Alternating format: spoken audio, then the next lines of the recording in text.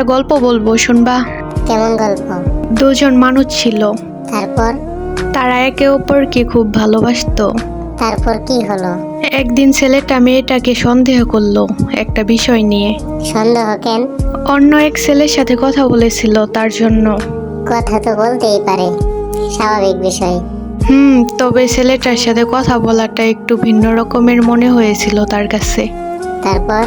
তারপর ছেলেটা ওই ছেলেটার ব্যাপারে জিজ্ঞেস করতে গিয়ে একটু বেশি কথা বলে ফেলেছিল মেয়েটাকে।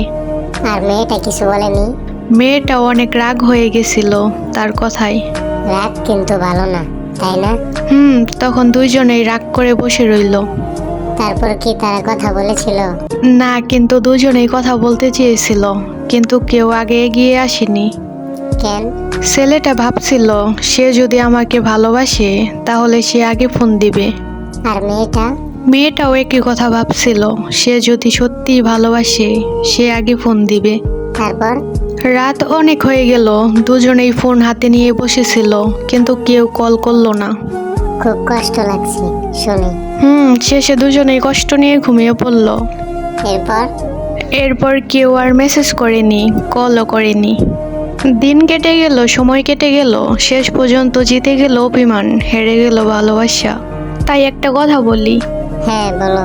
সব সন্দেহ মানুষকে আগলে রাখে না, কিছু সন্দেহ শক্ত সম্পর্কেও ফাটল ধরায়। হ্যাঁ। তাই কারোর সাথে কথা বললে এমন ভাবে কারোর সাথে কথা বলো না যাতে তোমাকে সন্দেহ করতে হয়। আচ্ছা, ঠিক আছে।